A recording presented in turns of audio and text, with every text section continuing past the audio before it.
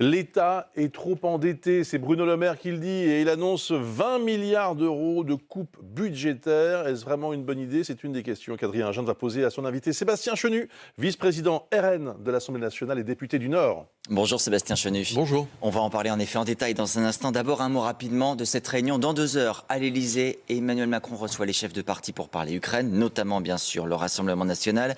Dès hier soir, son Premier ministre vous a ciblé au RN. Ils n'ont pas changé d'agenda, soutenir davantage la Russie que l'Ukraine. Qu'est-ce que vous répondez?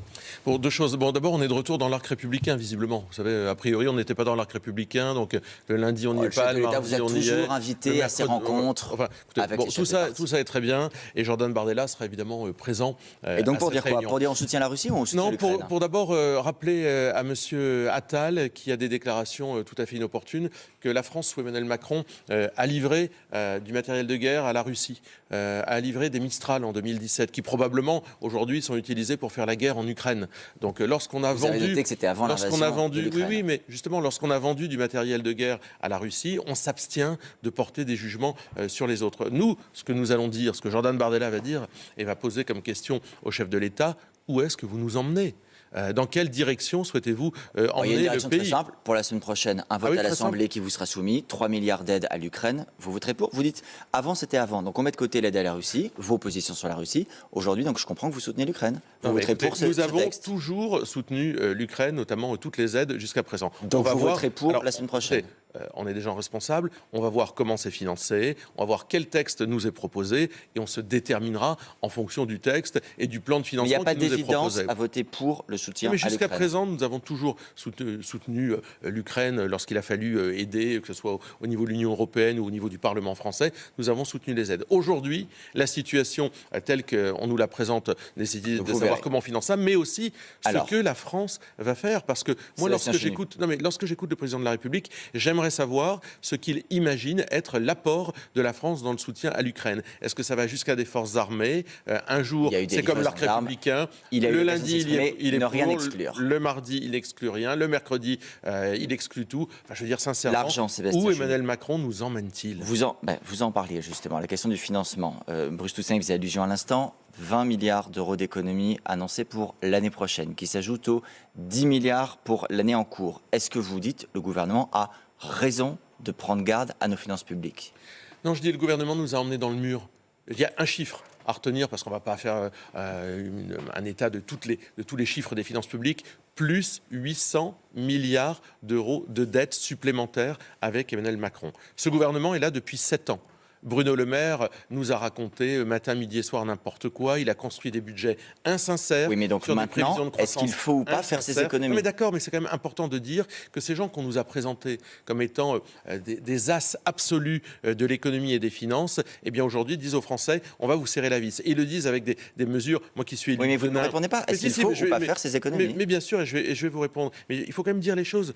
Quand j'entends, et je vous disais, moi qui suis élu de Denain, d'un milieu populaire, et quand j'entends que Bruno Le Maire dit on va réduire le coût notamment du transport médical, c'est-à-dire des PME, ambulances qui transportent les gens. Donc ça, vous dites non, par exemple? Je dis non parce que je considère que le gouvernement ne sait pas prendre ses responsabilités. Juste avant qu'on prenne des exemples, parce que je veux vous entendre sur des exemples. Sur le principe, est-ce que vous dites oui, il faut faire des économies, ou vous dites non? J'ai pas compris la réponse. Mais ça dépend dans quel domaine. Je vais vous dire exactement. Alors, faisons l'exemple. Par exemple, l'aide aux entreprises. Est-ce que les aides aux entreprises... Il y a un principe. Il y a un principe. L'État, dans notre pays, prélève beaucoup, répartit mal et ouvre des guichets. Eh bien, nous considérons que ce n'est pas exactement la formule qu'il faut faire. C'est-à-dire que l'État, la France, est un pays dans lequel il y a beaucoup d'impôts. C'est mal réparti visiblement. Les Français se disent où va notre argent? Est-ce qu'on en a pour notre argent? Et à côté de ça, l'État, le gouvernement a ouvert des tas de guichets. Ça ne nous semble pas être une politique économique et fiscale cohérente. Il y a des réflexions, par exemple, sur les aides aux entreprises. Pour, contre, est-ce qu'on les supprime, est-ce qu'on les garde? Et vous ne pouvez pas prendre ça en scindant les choses comme ça, vous voyez. Il faut bien prendre des décisions concrètes. Il faut avoir une vision globale de l'économie. D'ailleurs, c'est parce qu'il n'y a pas de vision globale avec des mesures pérennes que le gouvernement a ouvert des tas de guichets, a créé des tas de chèques. Ça, c'est des généralités. Il faut bien se poser la question. Pas du tout, c'est pas des généralités. Qu'il mène aux les aides au secteur du cinéma, vous les gardez, vous les supprimez? Non, mais c'est pas comme ça qu'un budget se construit, vous le savez bien. C'est exactement comme ça qu'un budget se construit. Alors je vais vous dire où il faut faire des économies plutôt. Je vais vous dire plutôt où il faut faire des économies. Vous allez sur les grands chantiers sur lesquels le gouvernement.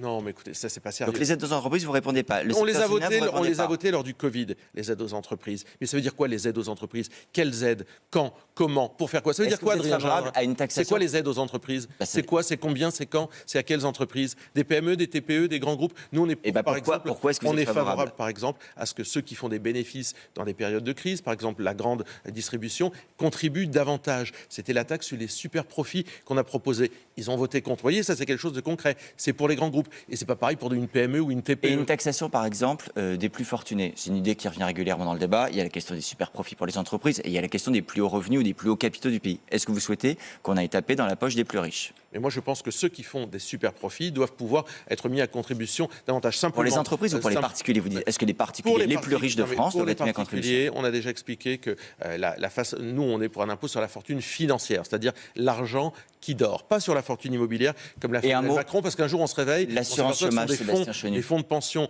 américains, chinois ou autres qui ont mis la main sur notre patrimoine. On voit bien que le gouvernement réfléchit à la question d'éventuellement durcir les règles d'assurance chômage. Est-ce que ça vous dites oui, il faut y aller ou non, il ne faut pas y aller? Non, mais c'est toujours pareil. Je veux dire, ce gouvernement est dur avec les faibles, dur avec les gens qui se retrouvent au chômage quand ils sont seniors, puisque c'est la philosophie du texte qui arrive devant nous. Ce qu'il faut, c'est aussi s'attaquer à de la dépense qui, aujourd'hui, est un tabou. La dépense de l'immigration, c'est un tabou. Le millefeuille administratif, voyez-vous. Moi, je suis Donc pas de réforme de l'assurance chômage.